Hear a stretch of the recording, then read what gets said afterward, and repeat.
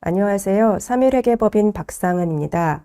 이번 시간에는 IFRS에서의 연결 범위 판단을 사례를 통해 살펴보는 시간을 가지도록 하겠습니다.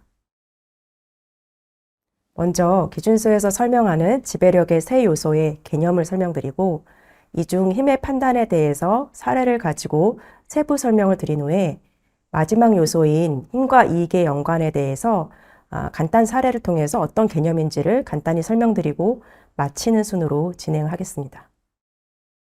먼저 연결에 관한 기준서는 기준서 1110호에 해당하고요. 지배기업은 지배력을 보유한 종속기업을 연결 대상으로 포함한다라고 하고 있습니다. 그래서 지배력이 있으면 연결을 하게 되는데요. 이 지배력을 보유하기 위해서는 힘, 변동이익에 대한 노출, 힘과 이익의 연관이라는 세 가지 요소를 모두 갖춰야 합니다. 힘은 관련 활동을 지시하는 현재의 능력을 갖게 하는 현존 권리로 정의가 되어 있는데요. 복잡하지만 간단하게는 피투자 기업의 관련 활동을 현재 내가 결정할 수 있는 능력을 보유하고 있느냐를 보게 되고요. 관련 활동이라 함은 피투자자의 이익에 유의적인 영향을 미치는 피투자자의 활동을 의미합니다.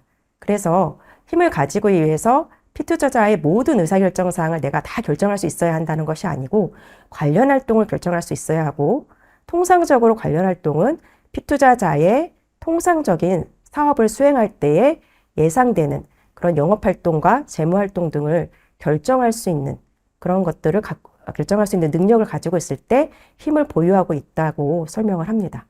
그래서 일반적인 회사에서는 보통 그러한 관련 활동이 이사회에서 결정하는 예산이나 사업계획의 수립 또는 그런 의사결정을 하는 임원들을 선임함으로써 결정되기 때문에 보통 이사회를 장악하는 그러한 회사가 힘이 있다 이렇게 보게 됩니다. 다음으로 변동이익에 대한 노출인데요. 변동이익에 대한 노출은 피투자자의 성과에 따라서 달라질 수 있는 영향을 받게 될 때 노출이 있다고 하고요. 변동이익이라고 하지만 플러스가 될 수도 있고 마이너스가 될 수도 있습니다. 통상적으로 지분을 보유하고 있다면 지분 가치 변동에 노출이 되고 배당도 받기 때문에 변동이익에 대한 노출이 생기게 되고요. 이런 상황이 아니더라도 사채 같은 채무증권을 갖고 있거나 수수료를 받는 경우에도 피투자자가 성과가 나지 않으면 채무증권 회수가 안 될 수 있는 리스크에 처하게 되기 때문에 이 경우에도 변동이익에 대한 노출은 생깁니다. 뿐만 아니라 기준서에서는 이 변동이익에 대한 노출을 굉장히 광범위하게 정의를 하는데요. 피투자자를 통해서 접근 가능하지 않았던 어떤 특정한 자원에 대해서 내가 접근권이 생길 때 또는 피투자자를 통한 시너지 효과라든지 이런 굉장히 광범위한 것들도 모두 변동이익에 대한 노출을 가지고 있는 요소로 줄 수 있는 요소로 판단하고 있어서 일반적인 사례에서는 변동이익에 대한 노출은 통상적으로 존재하게 되고 이 부분이 이제 어려운 이슈가 되는 상황은 거의 발생하지 않습니다. 세 번째 요소는 힘과 이익의 연관인데요.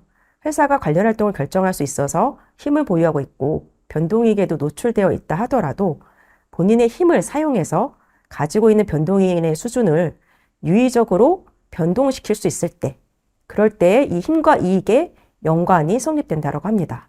즉 회사가 의사결정을 해서 회사가 노출되는 변동이익의 수준을 유의적으로 변동시킬 수 있다면 그때는 본인으로서 의사결정을 하고 있는 것이지만 만약에 의사결정을 했지만 그로 인해 나한테 들어오는 변동이익의 수준이 유의적으로 변하지 않는다면 이것은 남을 위해서 내가 대리인으로 의사결정을 하고 있다고 봐야 할 것입니다.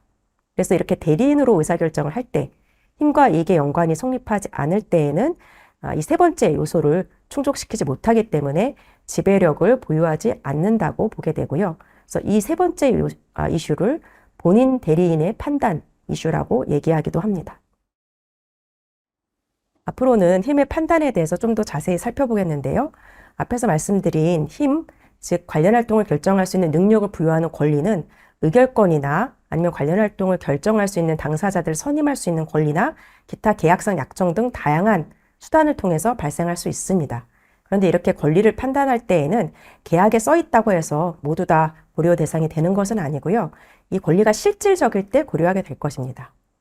실질적인 권리라고 하는 것은 권리를 행사할 때 다른 장애가 되는 요소가 없어야 될 것이고 권리를 행사하는 것이 실질적으로 합리적인 상황, 예상이 될 때 바꿔 말하면 권리를 행사해서 나에게 아무런 경제적 효익이 들어오지 않는다던가 행사에 행사를 방해하는 다른 장애 요소들이 존재한다면 권리가 기술되어 있다 하더라도 그 권리가 실질적이라고 보기 어려울 것입니다. 그래서 이런 실질적이지 않은 권리들은 힘을 판단할 때 고려하지 않게 됩니다. 추가적으로 기준서에서는 방어권도 설명을 하고 있는데요. 방어권이라는 것도 마찬가지로 이제 힘을 판단할 때 고려하지 않습니다. 방어권은 어떤 피투자 회사의 예외적인 상황이나 근본적인 변화와 관련된 경우에 부여되는 권리인 경우가 많은데요. 결과적으로 관련 활동은 아니지만 피투자자의 다른 당사자의 이익을 보호하기 위해서 설정된 그런 권한을 의미합니다. 예를 들어 보면 피투자자가 통상적으로는 사업을 할 때 100억 정도의 지출을 가지고 수행할 수 있는데 200억을 초과하는 자본적 지출을 할 때에는 특정 당사자의 승인을 받도록 해놨다면 회사는 그 200억 정도 수준의 지출에 대해서는 의사결정을 할 수 없고 특정 당사자의 승인이 필요할 것입니다. 그렇지만 피투자자가 통상적인 사업을 영위할 때 200억 정도 수준의 지출은 굉장히 극단적인 지출이 수준이 되는 것이고 그렇게 유의적인 지출이 있을 때 특정 당사자의 승인을 받도록 한 것은 그 특정 당사자의 이익을 보호해주기 위한 방어권으로 보게 됩니다. 그래서 이러한 항목을 회사가 결정할 수 없다고 해도 그것은 회사가 지배력을 가진다, 힘을 가진다라는 것에 영향을 주지 않고 그러한 항목에 대한 의사결정권은 방어권으로 보고 힘의 판단에 고려하지 않도록 하고 있습니다. 그래서 앞으로는 어떤 다양한 상황에서 어떻게 힘을 판단하게 되는지를 간단 사례를 통해 살펴보겠는데요. 먼저 의결권 과반으로 힘을 결정하게 되는 상황입니다. 아주 단순하게는 관련 활동이 주총에서 의결권 과반으로 결정되는 경우라면 당연히 의결권 과반을 가지고 있으며 힘을 가지고 있을 겁니다. 또는 관련 활동이 이사회에서 결정되고 이사회 구성원을 주총에서 선임한다면 그 경우에도 주총 의결권 과반을 가지고 있으면 힘을 가지고 있는 상황이 될 것입니다. 그 외에 의결권은 과반이 아니더라도 약정으로 권한을 보장받은 경우, 예를 들어서 주주간 약정으로 회사가 이사회의 과반의 선임을 보장받았다면 의결권이 과반이 안 되더라도 약정으로 이사회를 장악할 수 있기 때문에 힘을 보유한 상황이 될 것입니다. 또한 주주간 약정으로 관련 활동에 대한 결정권을 보유하게 되는 그런 경우에도 회사가 힘을 보유하는 상황이 될 것이고요. 그 다음으로 실질 지배력이라는 개념이 나오는데요. 이 실질 지배력은 의결권의 과반을 보유하고 있지는 않지만 그리고 다른 약정으로 권한이 보장되지는 않았지만 다른 정황과 상황들을 모두 다 종합적으로 고려했을 때 사실상 회사가 관련 활동의 결정권을 가지고 있는 상황, 그런 경우에 사실상의 지배력, 실질 지배력을 보유한다라고 설명을 합니다. 그래서 이 디펙토 컨트롤에 대해서는 뒤에서 사례를 통해서 다시 한번 살펴보도록 하겠습니다. 그럼 먼저 의결권으로 힘을 결정할 때 이 의결권을 고려할 때는 어떤 요소들을 고려하는지를 살펴보겠는데요. 일단 당연히 단순히 액면상의 지분율을 보는 것이 아니고 의결권이 있는 지분율로 의결권 과반을 가지고 있는지를 결정을 해야 될 겁니다. 예를 들어서 의결권 없는 우선주가 있다면 그 우선주는 의결권을 판단할 때 고려하지 않게 될 것입니다. 마찬가지로 이 세 번째 블렛에 있는 유효 지분율로 고려를 하게 될 텐데요. 예를 들어서 피투자 기업이 자기 주식을 보유하고 있다면 자기 주식은 의결권이 부여되어 있지 않기 때문에 분모에서 자기 주식을 차감한 유효 지분율 기준으로 의결권을 판단하게 됩니다. 그리고 회사가 직접 또는 종속기업을 통해서 간접적으로 가지고 있는 의결권 지분을 단순 합산해서 판단하게 되는데요. 이 사례를 보시면 첫 번째 사례에서는 P가 종속기업 S를 60% 보유하고 S는 X를 35% 의결권을 보유하고 있습니다. 그리고 P는 X의 20% 의결권을 직접 보유하고 있는 상황에서 보통 얼마의 의결권을 가지고 있느냐 P가 X에 대해서 이걸 판단할 때 60% 곱하기 35% 이런 식으로 계산을 하게 되면 41%를 보유해서 과반이 아니다. 이렇게 잘못 판단하는 경우들이 있는데요. 의결권을 판단할 때는 종속회사가 가지고 있는 35% 의결권은 20%의 단순 합산합니다. 그 이유는 P는 종속기업의 모든 의사결정을 결정할 수 있고 그렇다면 종속기업이 가지고 있는 X에 대한 의결권도 P가 마음대로 결정할 수 있는 것이기 때문에 35%에 대한 온전한 결정 권한을 가지게 됩니다. 그래서 35%와 20%를 단순 합산한 55%로 의결권을 계산하게 됩니다.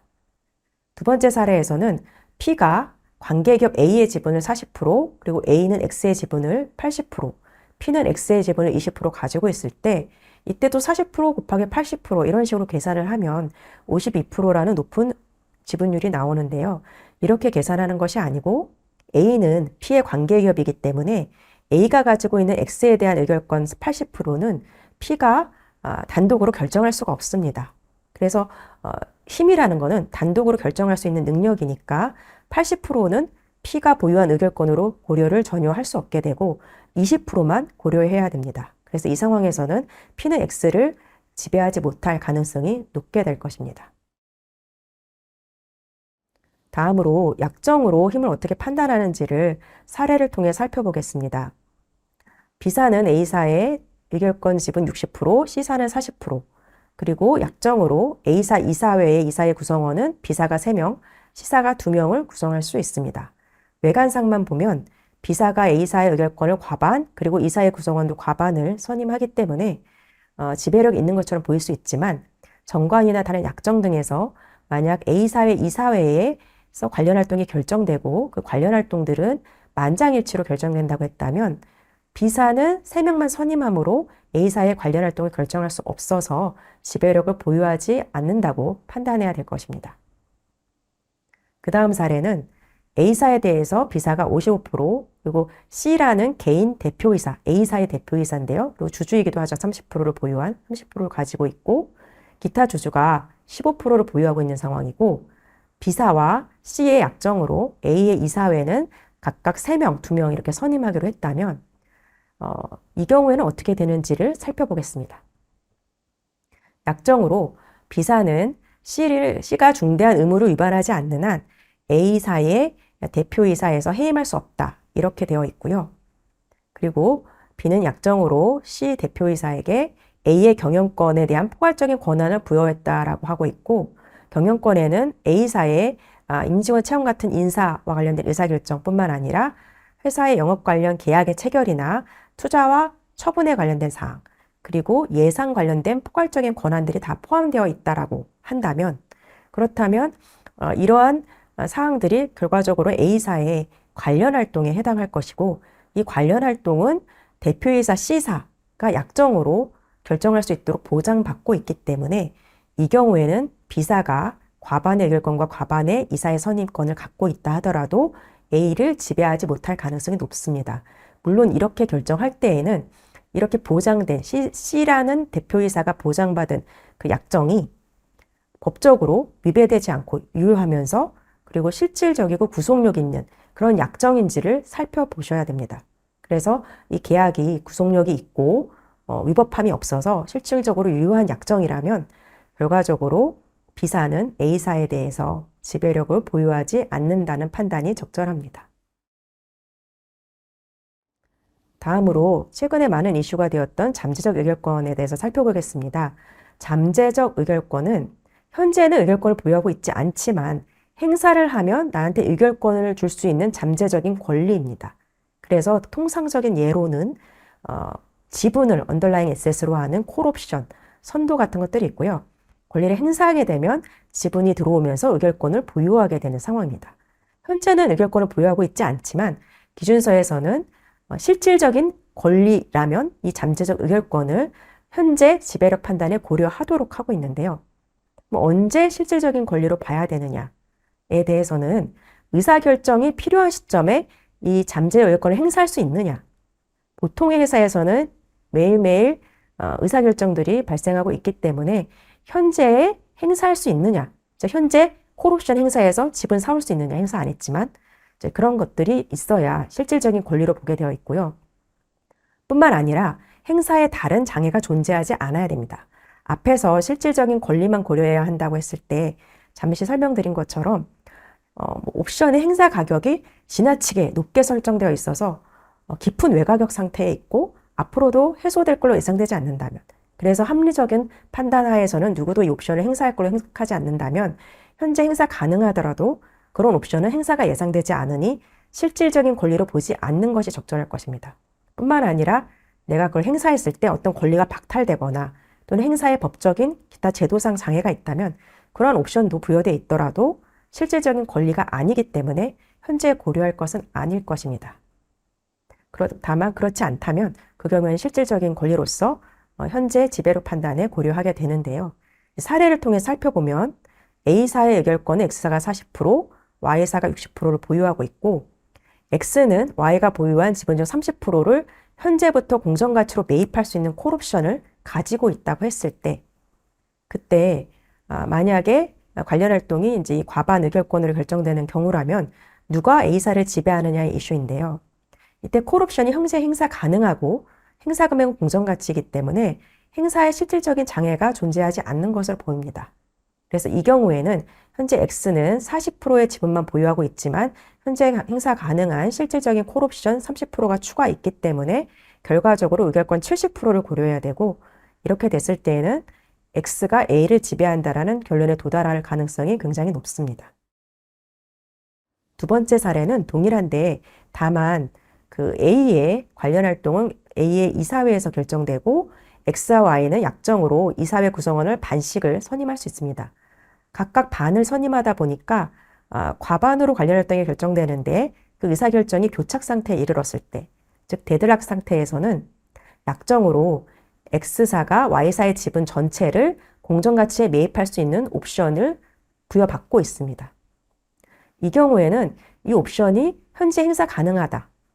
뭐 이런 설명이 있지 않지만 X사가 만약 이사회에서 교착 상태가 발생해서 내가 원하는 대로 의사결정을 하고 싶다면 공정가치로 옵션을 행사해서 지분을 사오면 됩니다.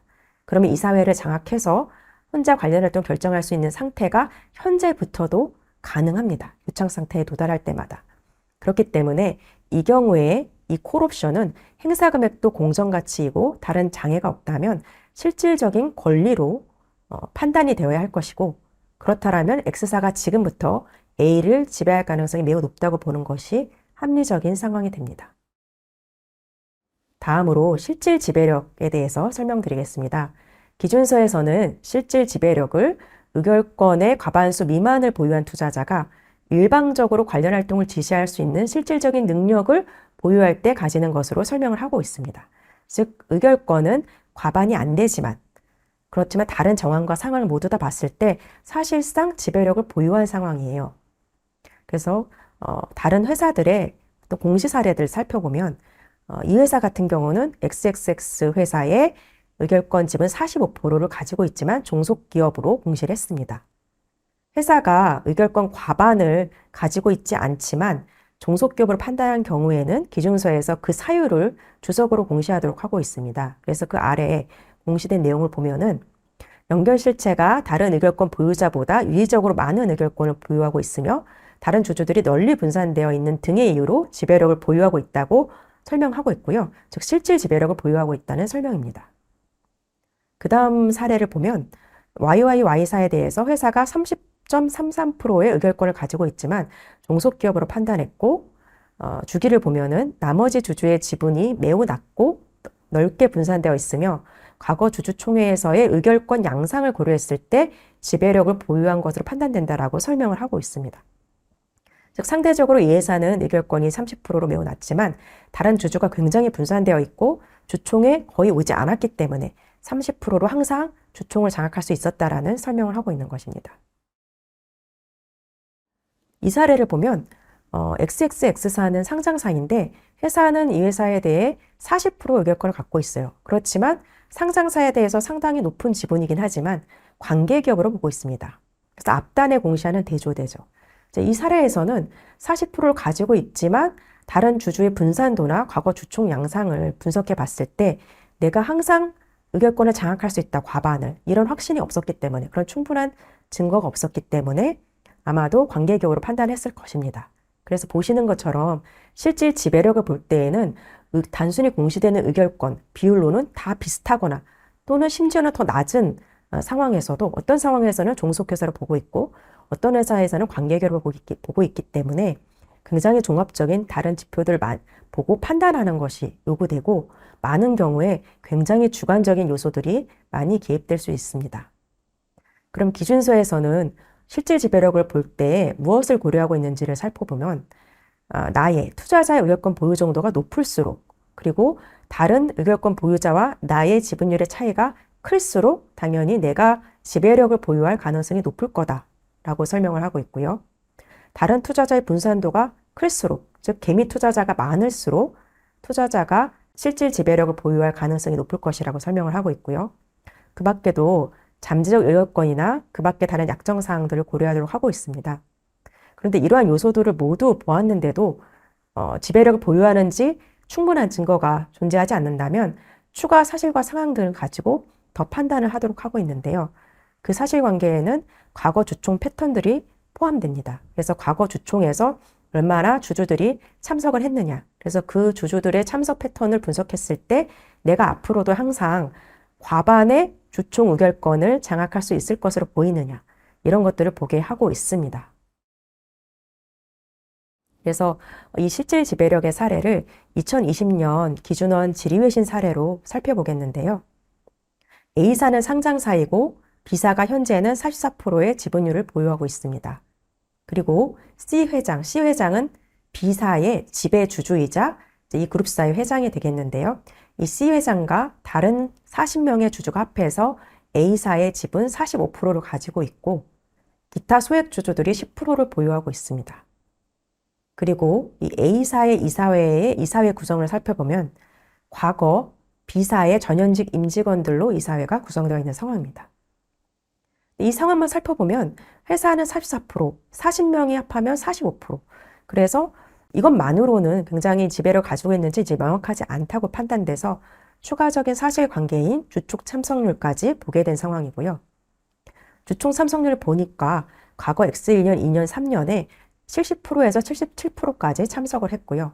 이때 이 참석률 대비 회사의 지분율, 비중을 보면 38%에서 47%까지입니다. 이때는 회사 B사가 A사에 대한 지분율을 44% 보유한 것이 아니고 더 낮은 지분율을 보유하고 있었던 상황입니다.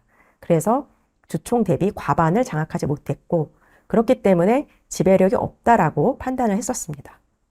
근데 X4년 초에 가서 B사가 A사 지분 10%를 추가 취득하면서 44%를 보유하게 되었고 이 44%를 가지고 주총 참석률 대비 얼마나 의결권을 장악할 수 있는지를 구해보면 X4년, X5년에는 63%와 같이 과반을 월등히 초과하는 주총 참석 대비 의결권을 B사가 장악할 수 있었습니다.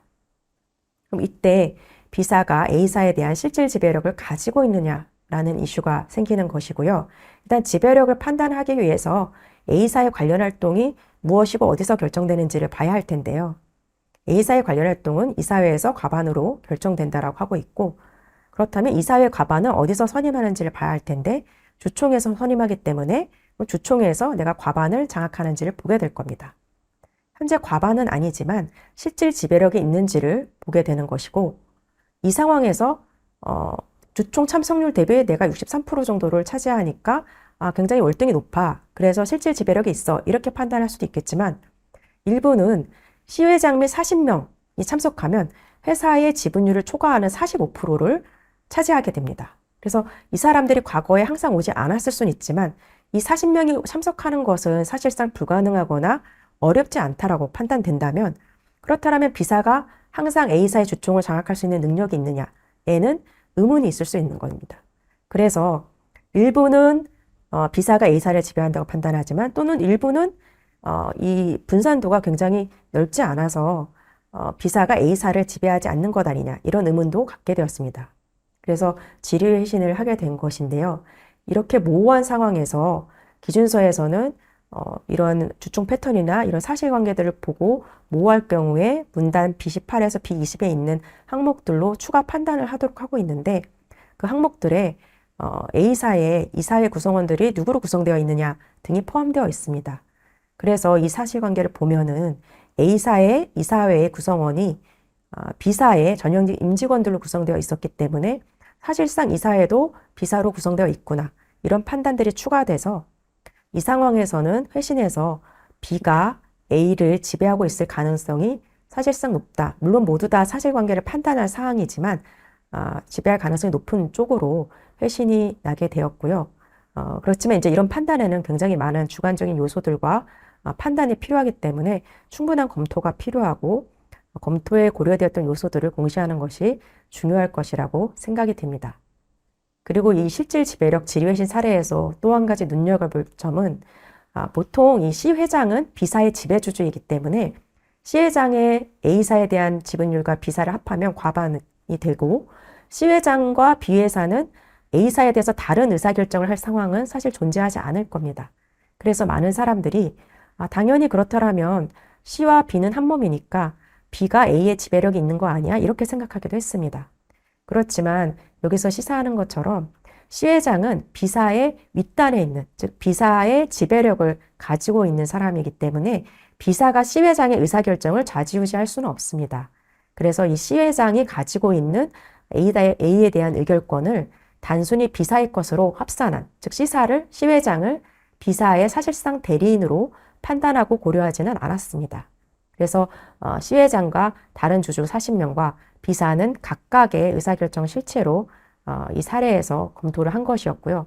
그렇기 때문에 이 사례를 통해서 B사의 지배주주나 이 위에 있는 그런 당사자들을 단순히 B사와 같이 의사결정을 할 B사의 사실상 대리인으로 보는 것은 적절하지 않을 수도 있다는 점 또한 이 사례를 통해서 유념해 주시면 좋을 것 같습니다.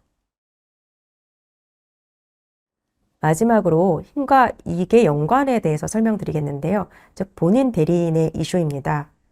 이 개념적으로 조금 어렵기 때문에 간단하게 사례를 통해서 어떻게 보는지를 설명드리고 마치는 것으로 하겠습니다. 일단 펀드가 존재하고요. 이 펀드에는 GP가 있고 지분 2%를 보유하고 있습니다. 그리고 단독 LP가 98%를 보유하고 있고 펀드는 타겟 회사 100%를 투자하기 위해서 설립된 펀드입니다. 사원총회 의사결정을 보면 자산 분배나 운용비용 승인 같은 것들은 사원총회 일반 결의, 투자기간 연장과 같은 사항들은 특별 결의 사항이라고 되어 있고요. 그런데 펀드의 자산 관리나 투자와 관련된 의사결정은 GP가 단독으로 수행한다라고 하고 있습니다. 그리고 GP의 보수는 의사결정에 따른 보수 수준은 펀드 자산의 1%, 그리고 펀드의 IRR이 7% 초과 시 초과분의 20%를 성과보수로 받도록 규정을 하고 있습니다. 그리고 이 GP가 중대한 결격 사유, 위반이 발생했을 때에만 GP 외 사원의 전원 동의로 해임될 수 있다라고 규정되어 있습니다. 이 경우에 일단 의사결정을 하는 힘, 관련 활동 결정할 수 있는 그런 능력은 누가 보유하는지를 살펴보면 물론 사원총회에서 일부 의사결정을 하고 있지만 이 펀드의 변동이익에 가장 많은 영향을 주는 의사결정은 펀드가 투자한 자산, 타겟 회사의 경영권 의사결정이나 또는 이 타겟 회사를 언제 팔지 이런 의사결정이 펀드의 변동이익에 가장 많은 영향을 주게 될 것입니다. 그래서 이런 활동들이 관련 활동으로 식별이 되고요. 이 관련 활동은 결과적으로 GP가 할 수 있도록 보장되어 있고 LP는 간섭할 수 없게 되어 있습니다. 그래서 이 의사결정을 할 수 있는 GP가 이 펀드에 대한 힘을 보유한 것으로는 판단이 됩니다. 그럼 이 경우 GP는 2% 지분과 보수를 받기 때문에 펀드의 변동이익에도 노출돼 있어서 지배력의 두 번째 요소도 보유하고 있긴 합니다. 그렇지만 펀드를 지배하기 위해서는 이제 마지막 이 의사결정을 본인으로 하고 있어야 지배력을 보유한다라고 판단하게 될 텐데요. 이제 그 부분을 살펴보는 게 되겠습니다. 이 GP가 의사결정자인데 이 의사결정자가 본인 또는 대리인으로 의사결정하는지를 판단할 때 봐야 하는 요소로 기준서에서는 이 의사결정자가 다른 당사자에 의해서 사유 없이 즉각 해임될 수 있느냐를 보도록 하고 있고요. 만약에 이 의사결정자를 아무 규칙 사유 없이 즉시 어떤 소수의 당사자가 해임할 수 있다면 그때는 이 의사결정자는 바로 디폴트로 대리인으로 판단하게 됩니다.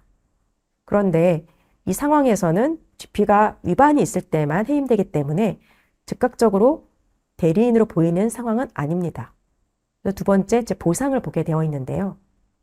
이 보상이 의사결정자가 수행하는 용역에 상응하는 수준이 아니거나 시장 수준이 아니라면 그럼 그 의사결정자는 디폴트로 본인으로 보게 되어 있습니다. 그러면 그 경우에는 이 의사결정자인 GP가 펀드의 지배력을 갖고 있는 거죠. 그런데 이 상황에서는 GP는 보수가 1%와 20%의 성과보수를 받게 되어 있고 시장의 일반적인 수준에 해당합니다. 그래서 이 경우는 보상이 통상적인 수준이다. 그래서 이 경우도 디폴트로 본인으로 가는 상황은 아닙니다. 그러면 추가적으로 기준서에서는 이 경우에는 의사결정의 수준과 노출 정도를 종합적으로 고려해서 GP가 본인인지 대리인지를 추가적으로 판단하도록 하고 있는데요. 의사결정자가 결정할 수 있는 재량의 수준이 높을수록 본인에 가까울 것이고, 의사결정자에 간섭할 수 있는 다른 당사자들의 권리가 클수록 의사결정자는 대리인으로 판단하게 될 것입니다. 물론 이 사례에서 GP는 의사결정을 단독으로 하게 되어 있죠. 그래서 LP가 간섭 못하고. 그래서 이것만 보면은 이 GP는 본인으로 의사결정하는 것처럼 보일 수 있습니다. 그런데 가장 중요하게는 노출의 정도도 함께 보게 하고 있는데요.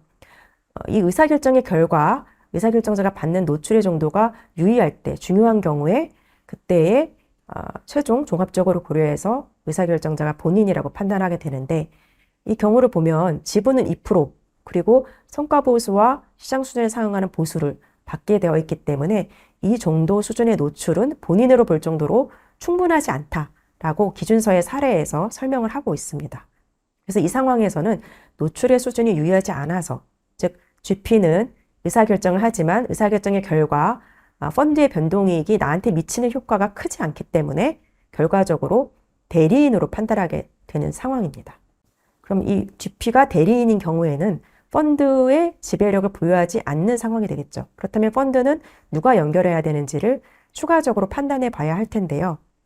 기준서에서는 의사결정자가 대리인일 때는 본인 중에서 의사결정을 대리인에게 위임한 본인이 있는지를 판단하고, 그 본인이 직접 의사결정을 하지 못하더라도 그 대리인인 의사결정자가 가지고 있는 힘을 본인이 직접 보유한 것으로 보도록 하고 있습니다. 이 상황에서는 대리인인 GP 외에 다른 당사자는 LP 한 명밖에 존재하지 않습니다. 그래서 본인이 되겠고요.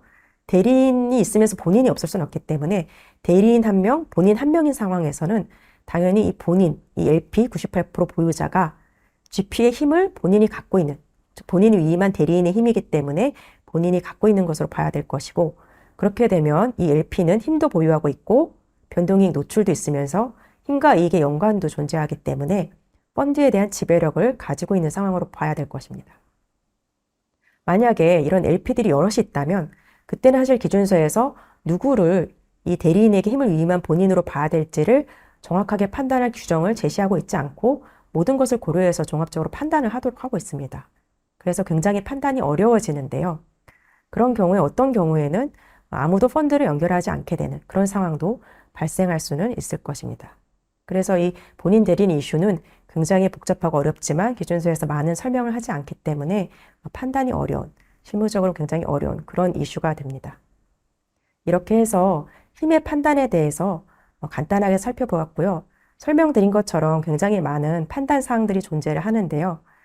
간단하게 사례를 설명했지만 이번 시간을 계기로 해서 여러분들이 이 힘을 판단할 때 조금이라도 도움이 되셨으면 하는 바람입니다. 이상으로 강의를 마치겠습니다. 감사합니다.